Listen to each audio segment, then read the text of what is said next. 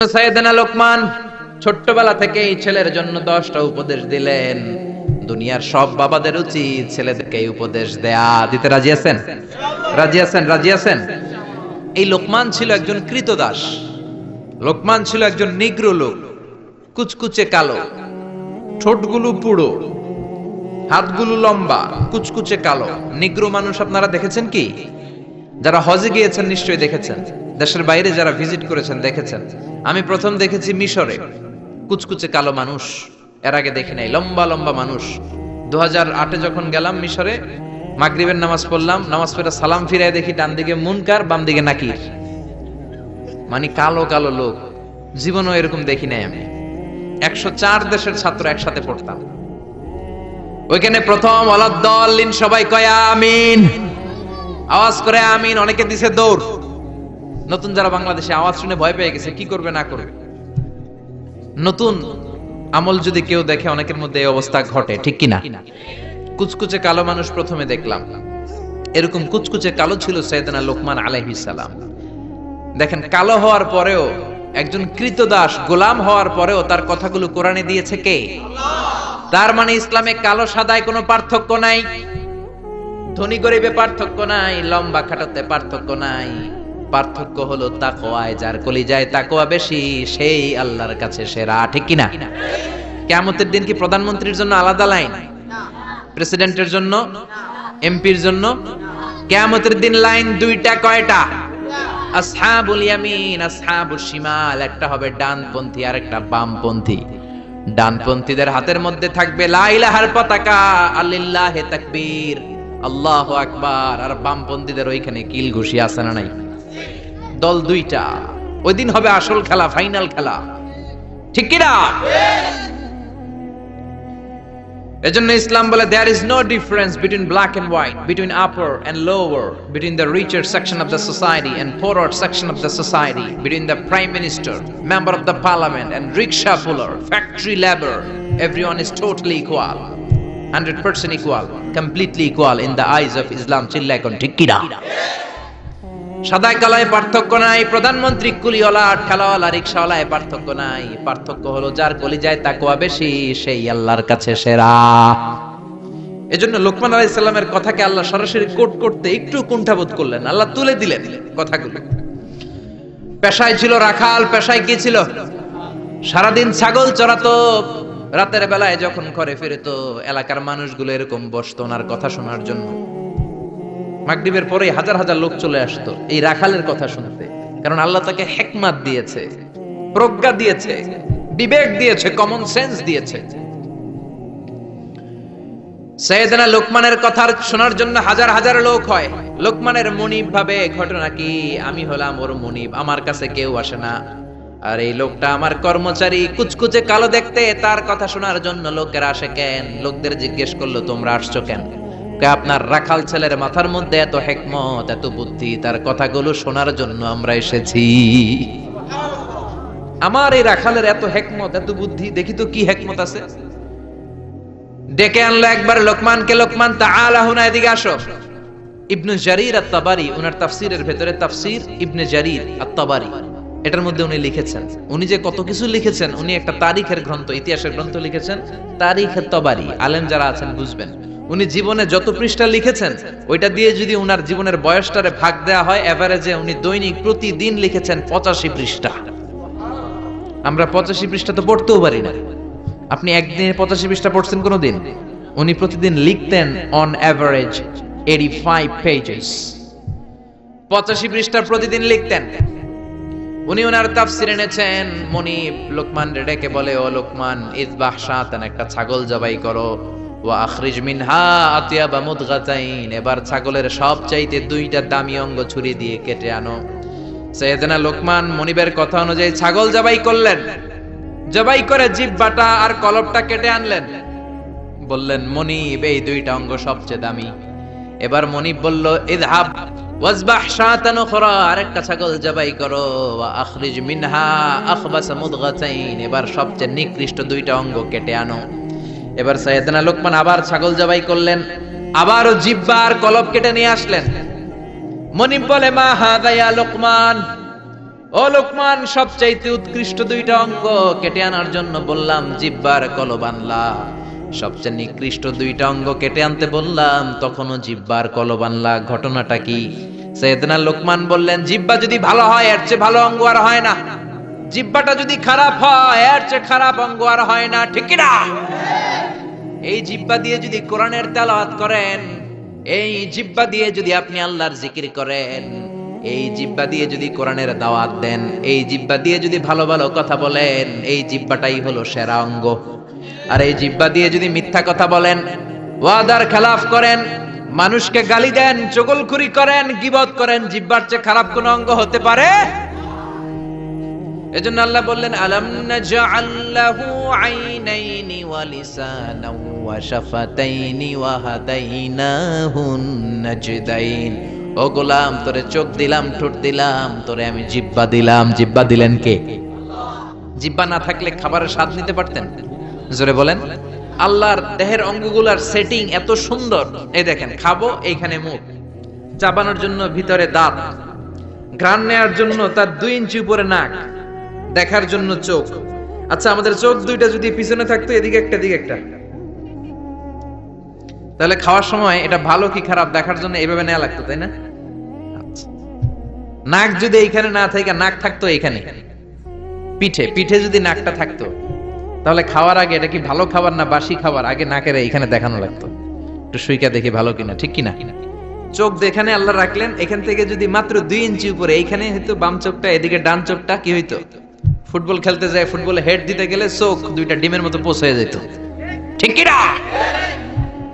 কান দুইটা চমৎকার জায়গায় দিলেন, আপনি অবাক হয়ে যাবেন। আল্লাহর এই বডি মেকানিজম, হিউম্যান অ্যানাটমি নিয়ে যদি আপনি চিন্তা করেন, কিভাবে আল্লাহ ডিএনএ দিয়েছেন, ডাইঅক্সিরিবো নিউক্লিক অ্যাসিড, যেটা আমাদের প্রাণের ব্লুপ্রিন্ট। কোটি কোটি ডিএনএ, আমার দাদা, আমার পরদাদা, আমার 14 দাদা, কে কোন ধরনের বৈশিষ্ট্য, ক্যারেক্টারিস্টিক্স, কোয়ালিটি নিয়ে এসেছে, সব ডিএনএ এর মধ্যে আল্লাহ দিয়ে দিয়েছেন। একজনের ডিএনএ এর সাথে আরেকজনের ডিএনএ এর কোনো মিল নাই। কোন সুবহানাল্লাহ! এমন ভাবে সেটিং করেছেন যেটা যেখানে দরকার। খেয়াল করে শুনেন, এই যে কানটা, এই কানটা যদি আল্লাহ এই বগলের নিচে দিত, আর এই ডান কানটা যদি এই বগলের নিচে দিত, আজকে আমার ওয়াজ শোনা লাগতো এইভাবে, ঠিক কিনা? কারণ এইভাবে যদি কান চাপা পড়ে থাকে, কথা শোনা যাবে? সুবহানাল্লাহ কইতে পারলেন না?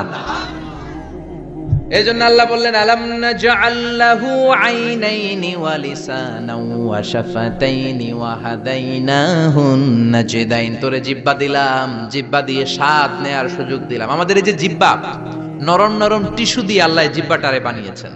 এই জিহ্বার পার স্কয়ার সেন্টিমিটারে টেস্ট বার্ড আছে 84টা।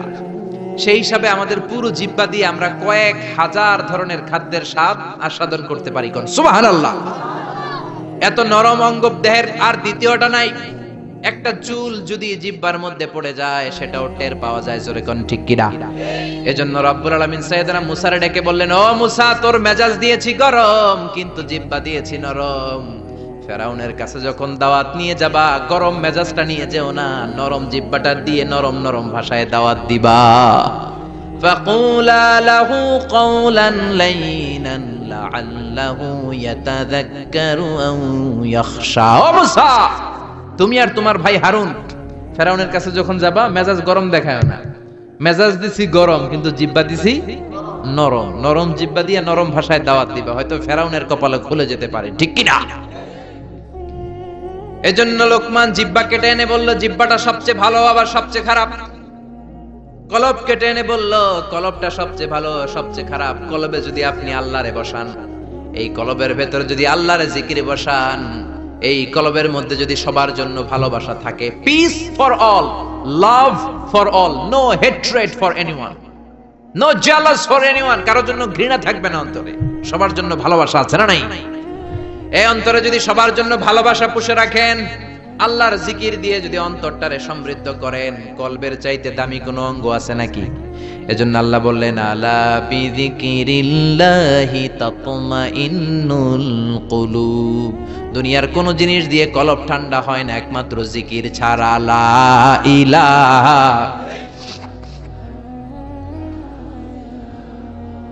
লা ইলাহা ইল্লাল্লাহু মুহাম্মাদুর রাসূলুল্লাহ সাল্লাল্লাহু এইজন্য এই কলবে জিকির করতে হবে, কলবের মধ্যে আল্লাহকে স্থান দিতে হবে। কলব পরিষ্কার হয় জিকির দিয়া। অনেকে বলে আমরা জিকির করি না, কলবে আয়না বসাই। কি বসাই? আয়না বসাইয়া দে মোর কলবের ভিতর বাবারে। আছে না নাই? আসলে আয়না আছে নাকি কলবে? বাবার কলবেই নাই, তোমার কলবে থাকবে কেমনে? আয়না টায়না কিছু না, কলবের ভেতরে জিকির থাকবে কার? লোকমান বলল সবচেয়ে দামি অঙ্গ জিহ্বা, সবচেয়ে নিকৃষ্ট অঙ্গ জিহ্বা, সবচেয়ে দামি অঙ্গ কলব, সবচেয়ে নিকৃষ্ট অঙ্গ কলব। মনিব তো বলে তাই তো, লোকমানের তো আসলেই অনেক জ্ঞান। মনিব বলে যা লোকমান, আর আমার রাখালগিরি করার দরকার নাই, তোরে আমি আজাদ করে দিলাম। দিন রাত সারাদিন সারাক্ষণ মানুষকে তোর জ্ঞান বিলিয়ে বিলিয়ে মানুষকে তুই আলোকিত করে দে।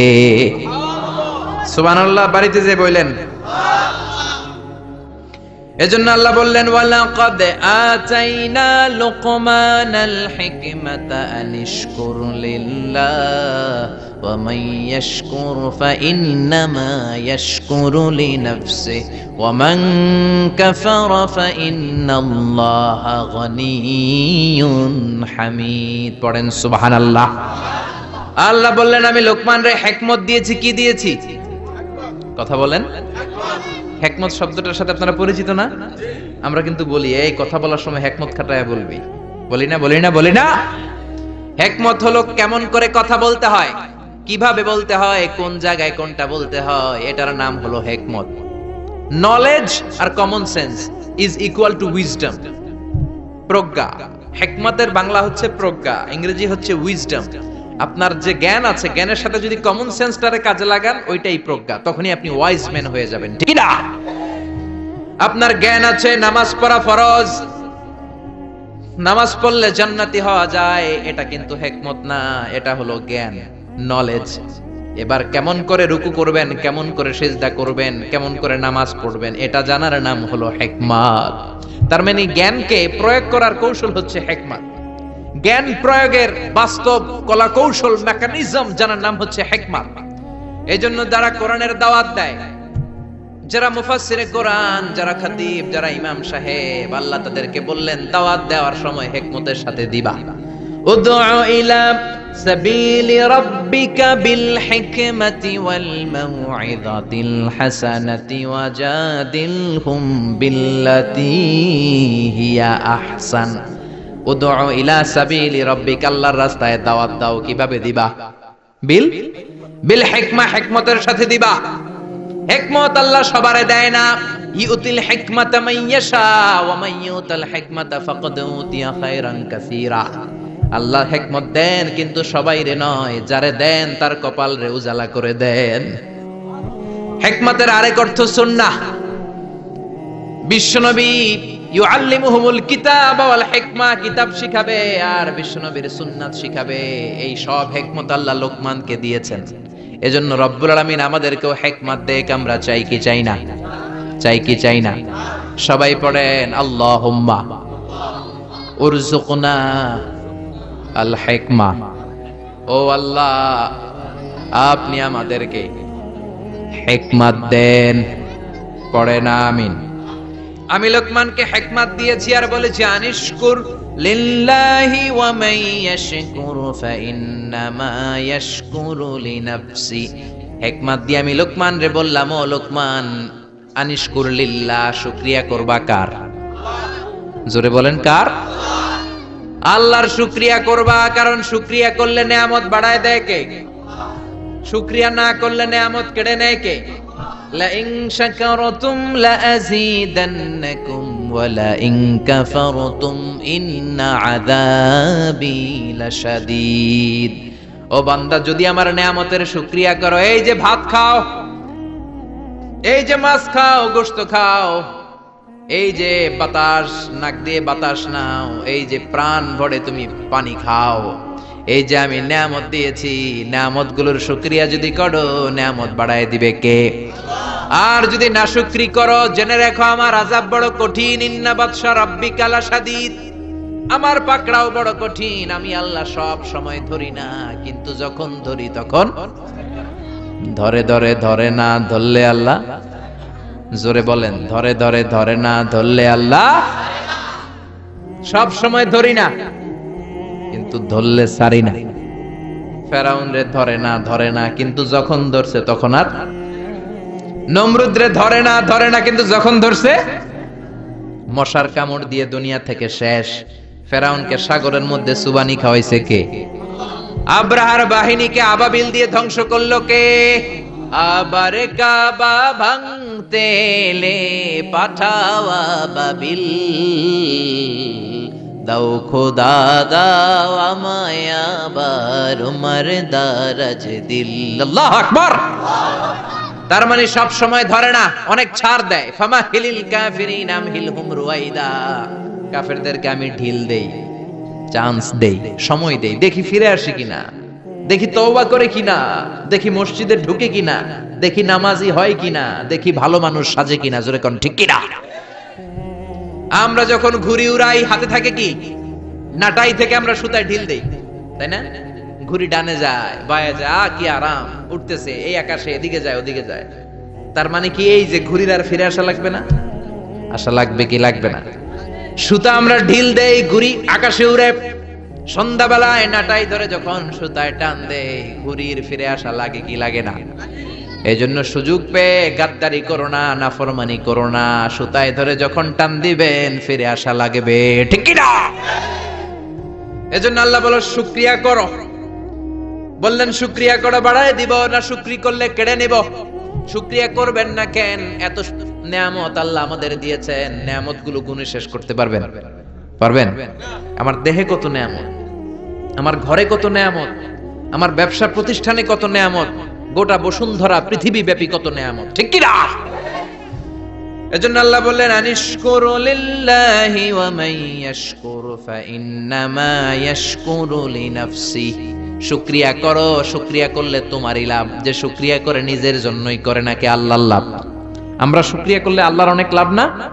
আল্লাহর ক্ষমতা অনেক বেড়ে যাবে আমরা শুকরিয়া করলে, বেড়ে যাবে। আল্লাহ বলে গোলাম, পৃথিবীর সবাই যদি মুত্তাকি হয়ে যাও, দুনিয়ার সবাই যদি নামাজি হয়ে যাও, আল্লাহর ওলি হয়ে যাও, আমার কোনো লাভ নাই, লাভ তোর। আর সবাই যদি কাফের হয়ে যাও, আমি আল্লাহর লস নাই, লসও তোমার। জোরে কোন ঠিক কিনা? সহিহ মুসলিমের বর্ণনা, দুনিয়ার সবাই যদি কাফের হয়ে যায়, মুশরিক হয়ে যায়, আমি আল্লাহর ক্ষমতার 1 ইঞ্চিও কমবে না। সবাই যদি জিকির করে ওলি হয়ে যায়, আমি আল্লাহর ক্ষমতার 1 ইঞ্চিও বাড়বে। লাভ লস কার? কয় আল্লাহর। লাভ লস কার? কার? আরো জোরে সবাই বলেন। লাভ লস আমাদের। ওমান কাফারা ফাইন্নাল্লাহা গনিয়্যুন হামিদ।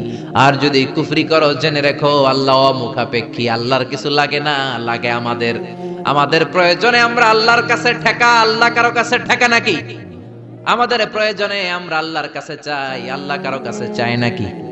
এবার সাইয়েদনা লোকমান ছেলেরে দাওয়াত দিবেন, ছেলেরে উপদেশ দিবেন, শুনতেছেন?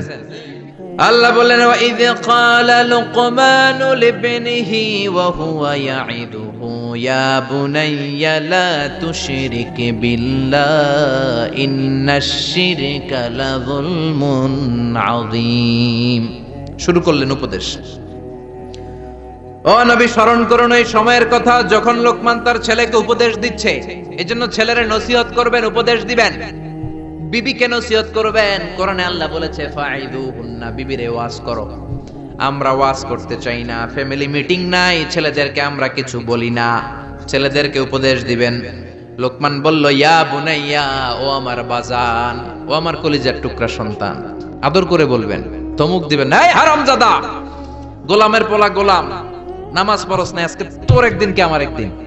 পোলাই কেবল ঠিক আছে, আজকে আমনের একদিন, আরেকদিন আমার, ঠিক কিনা? কাজ হবে না। নরম ভাষায় দরদ নিয়ে বলবেন। হৃদয় নিংড়ানো দরদ নিয়ে কোনো কথা বললে ওই কথাটা আরেকজনের হৃদয় স্পর্শ করে, ঠিক কিনা? এজন্য দাওয়াতের ভাষা হতে হবে খুব হৃদয় স্পর্শী, নসিহত হতে হবে খুব কোমল ভাষার। অনেকে নসিহত করে মনে হয় যে আমার কি লাইবে হবে, আছে না নাই? এটা তো নসিহত না, এটা ঝগড়া। বাবা ছেলের ডাক দিল ইয়া বুনাইয়া, ও আমার বাজান, ও আমার কলিজার টুকরা, ও আমার বৎস, ও আমার সন্তান, ও আমার কলিজার টুকরা। এরকম দরদ মাখা কণ্ঠে, ও আমার বাজান, ও আমার সন্তান, এভাবে ডাক দেবে। কলিজার টুকরা সন্তান বলে প্রথম উপদেশ দিচ্ছেন, লা তুশরিক বিল্লাহি ইন্নাশ শিরকা লাযুলমুন আযীম। ও আমার কলিজার টুকরা সন্তান, শিরক করো না। কি করো না? সবাই বলেন, কি করো না? শিরক করো না, কারণ ইন্নাশ শিরকা লাযুলমুন আযীম, শিরক হলো বড় জুলুম। কারণ এই জুলুমটা কোনো মানুষের উপর জুলুম নয়, জুলুমটা কার উপর? যে আল্লাহ রিজিক দেয়, আল্লাহর না মাইনা আরেকজনরে মানেন, আপনি মুমিন না মুশরিক? যে আল্লাহ আপনার স্রষ্টা, তার ইবাদত না করে আরেকজনের ইবাদত করেন, আপনি মুমিন না মুশরিক? এজন্য বললেন লা তুশরিক বিল্লাহ, শিরক করো না। খেয়াল করবেন, সবচেয়ে জরুরি জিনিস আগে বলতে হয়। এই জিনিসটা অনেক জরুরি। শিরক কিন্তু অনেক ভয়ঙ্কর। শিরক হচ্ছে ভয়ঙ্কর ঈমান বিধ্বংসী মারণাস্ত্র। এই শিরক যদি আপনি করে ফেলেন, আপনার সব শেষ। এজন্য প্রথমে শিরকের কথা বললেন। শিরক হলো ঈমান বিধ্বংসী মারণাস্ত্র। এইডস এর চেয়েও ভয়ঙ্কর, ক্যান্সারের চেয়েও ভয়ঙ্কর। ক্যান্সারের অ্যানসার আছে, শিরকের কোনো অ্যানসার নাই, ঠিক কিনা? বিশ্বনবী বলেন, আখফা মিন দাবিবিন নামাল, পিঁপড়ার চেয়েও গুটি গুটি পায়ে তোমার দেহের ভেতরে শিরক নামক ভাইরাস ঢুকে তোমার ঈমানকে সারখার করে দিবে, ঠিক কিনা? এজন্য কখনোই কোনোভাবে শিরক করা যাবে। আমরা যখন নামাজে দাঁড়াই, আল্লাহ বলে নামাজ পড়ে পড়িস, আগে বল শিরক করস কিনা। আমরা বলি ওয়াজ্জাহাতু ওয়াজহিয়া লিল্লাযী ফাতারাস সামাওয়াতি ওয়াল আরদা হানিফাও ওয়া মা আনা মিনাল মুশরিকিন। আমরা বলি ও আল্লাহ, ওয়া মা আনা মিনাল মুশরিকিন, আমরা শিরক করি। আবার যখন আমরা হজ করতে যাই, ইজার পরে রিদা পরে হজের জন্য যাই, আল্লাহ বলে হজ পরে করিস, আগে বল শিরক করস কিনা। আমরা বলি লাব্বাইক আল্লাহুম্মা লাব্বাইক, লাব্বাইক লা শারীকা লাক লাব্বাইক, ও আল্লাহ কোনো শরীক করি না, কোনো শিরক করি না, কোন সুবহানাল্লাহ। এজন্য আল্লাহ বললেন, ইন্নাল্লাহা লা ইয়াগফিরু আন ইউশরাকা বিহি ওয়া ইয়াগফিরু মা দুনা যালিকা লিমান ইয়াশা। আল্লাহ চাইলে সব গুনাহ ক্ষমা করে দিতে পারেন, শুধু শিরকের গুনাহ ছাড়া। কোন গুনাহ ছাড়া? আরো জোরে বলেন। আল্লাহ সব গুনাহ মাফ করেন, কিন্তু শিরকের গুনাহ মাফ করেন। এজন্য হাদিসে কুদসিতে আল্লাহ বললেন, পাহাড় পরিমাণ গুনাহ নিয়ে যদি কিয়ামতের দিন আমার সামনে হাজির হয়ে যাও, ওই গুনার মধ্যে যদি শিরকের গুনাহ না থাকে, আমি আল্লাহ পাহাড় পরিমাণ ক্ষমার দয়া নিয়ে তোর কাছে হাজির হয়ে যাব। পাহাড় পরিমাণ গুনাহ, এই গুনার ভিতরে শিরকের গুনাহ নাই, তাহলে পাহাড় পরিমাণ ক্ষমা নিয়ে আমাদের কাছে হাজির হয়ে যাবে কে? এজন্য আল্লাহ ফরমান, লা ইন আশরাকতা লা ইয়াহবাতান্না আমালুকা ওয়া লা তাকুনান্না মিনাল খাসিরিন। যদি কোনো ক্রমে শিরক করে ফেলো, তোমার সব আমলগুলো বাতিল করে দিবে কে? আল্লাহ। এজন্য শিরক করা যাবে? শিরক মানে আল্লাহর সমকক্ষ কাউরে মনে করা, আল্লাহর অংশীদার স্থাপন করা, আল্লাহর নামে কাউরে ডাকা, আল্লাহর মতো কাউরে ক্ষমতাবান মনে করা, এটা হচ্ছে শিরক। বুঝতে পেরেছেন?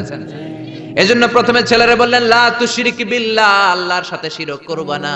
শিরক হলো বড় অপরাধ, শিরক হলো মহা পাপ, সব পাপের বাপ। এটা হচ্ছে শিরক। এটা কি? শিরক করা যাবে? শিরক তিন ধরনের। কথাগুলো কঠিন, সহজে বুঝালে বুঝবেন। সহজ করে কইতে আমায় কহজে, সহজ করে যায় না কওয়া সহজে।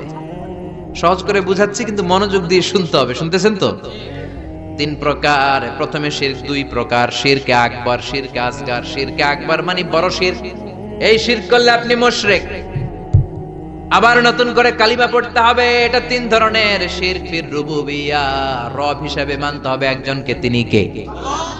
আল্লাহর ছাড়া যদি অন্য কাউরে রব মানেন, আপনি মুমিন না মুশরিক? এজন্য কবরের প্রথম প্রশ্ন কি? মার রব্বুক। আপনি যদি কোন জানি না, কোনই আছে না নাই, আপনার বলতে হবে আল্লাহ আমার রব, এই রবি আমার সব, দমে দমে তনু মনে তারি অনুভব। পড়েন, আল্লাহ আমার রব।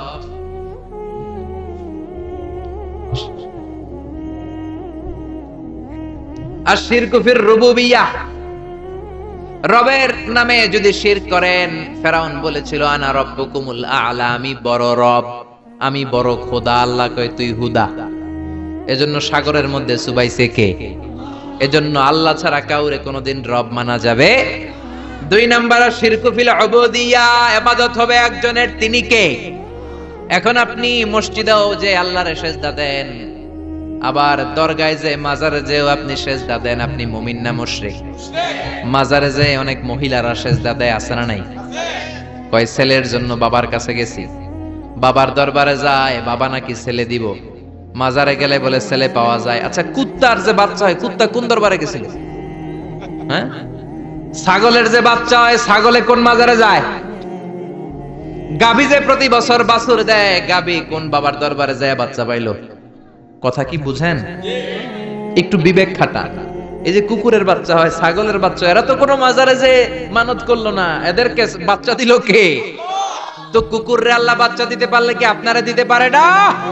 ইয়াহাবু লিমান ইয়াশাউ ইনাসা ওয়া ইয়াহাবু লিমান ইয়াশাউ যুকুর আও ইউযাওয়িজুহুম যুকরানা ওয়া ইনাসা ওয়া ইয়াজআলু মান ইয়াশাউ আকিমা ইন্নাহু আলিমুন কাদির। তিনি যাকে চান তাকে ছেলে দেন, আবার যাকে চান তাকে মেয়ে দেন, আবার যাকে চান তারে ছেলেও দেন মেয়েও দেন, আবার যাকে চান ছেলেও দেন না মেয়েও দেন না। তিনি কে? এজন্য ছেলে মেয়ে যদি চাইতে হয়, চাবেন কার কাছে? 3 নম্বরে আশিরকু ফিল আসমাই ওয়াস সিফাত। আল্লাহর সিফাতি নাম যদি কারো সাথে লাগান, আমার আল্লাহর নাম হলো গাউসুল আযম, মানে মহান সাহায্যকারী। এখন আব্দুল কাদের জিলানীরে যদি বলেন গাউসে পাক, আপনি মুমিন না মুশরিক? খবরদার। আল্লাহ হচ্ছে গাউসুল আজম। আল্লাহ কে? গাউসুল আজম, এটা আল্লাহর নাম, আল গাউস আল আযম। আব্দুল কাদের জিলানী অনেক বড় আল্লাহর ওলি ছিলেন। ওলিরে ওলি বলে ডাকবেন? ওলিরে আল্লাহর নাম দিয়ে ডাকা যাবে?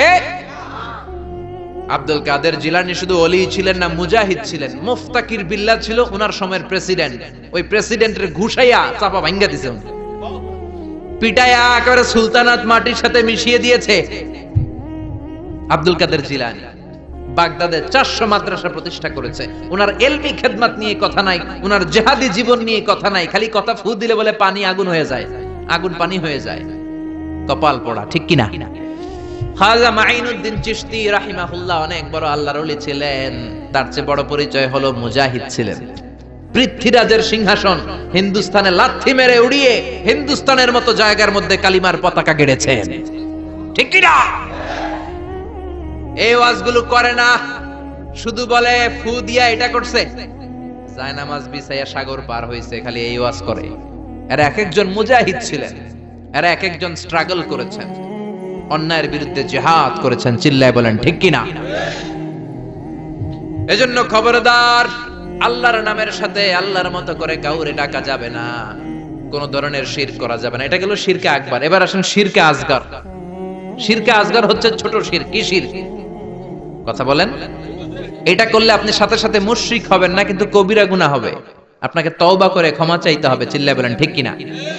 ছোট শিরকের মধ্যে 1 নাম্বার হলো রিয়া, সব লোক দেখানো। নামাজ পড়তে হবে একজনের জন্য, তিনি কে? এখন যদি আপনি লোক দেখানো নামাজ পড়েন, আপনি শিরক করে ফেললেন। বিষ্ণু বলেন, আমি আমার মৃত্যুর পরে তোমাদের ব্যাপারে সবচেয়ে যেই জিনিসটার আমি নবী ভয় পাই, সেটা হলো আর রিয়া, ছোট শিরক। মানুষ লোক দেখানোর জন্য কাজ করে। হজ করেছে, নামের আগে হাজি না লেখলে উনি সাইদটা ওড়ে, আছে না নাই? তো আপনি হজ করছেন কি আলহাজ লাগানোর জন্য? তো আপনি তো নামাজও পড়েন, নামের আগে মুসল্লি লাগান না কেন? আপনার নাম হবে আল মুসল্লি, আস-সাইম, আল মুজাক্কি, আল হাজ কুতুবউদ্দিন। কারণ আপনি নামাজ পড়েন, আপনি যাকাত দেন, আপনি রোজা রাখেন। শুধু হজটা লাগান কেন? কপাল পোড়া। হজ করেছেন আল্লাহর জন্য, খবরদার কোনোদিন নামের আগে আল হাজ লাগাবেন না। লাগাবেন? হজ করেছেন কারে দেখাইতে? কার খুশির জন্য? তো আপনি যে হজ করছেন, আপনি যে নামাজ পড়েন, আপনি যে তাহাজ্জুদে উঠে কাঁদেন, এটা নামের আগে লাগান কেন? আমলগুলো বাতিল হয়ে যাবে। রিয়া সব শেষ করে দেয়। জাহান্নামের অতল গহ্বরে একটা জায়গা আছে, ওই জায়গাটার আগুনের এত তেজ, খোদ জাহান্নাম ওই জায়গা থেকে 70 বার দিনে পানা চায়। সাহাবারা বললেন, ওই জায়গায় কারা যাবে? বিশ্বনবী বললেন, যারা লোক দেখানো আমল করবে তারা যাবে। এজন্য রিয়া করা যাবে? কয়টা বলবো? শিরকুল আসগার অনেক। তারপরে আছে আল হালাফ বিগাইরি ইসমিল্লাহ।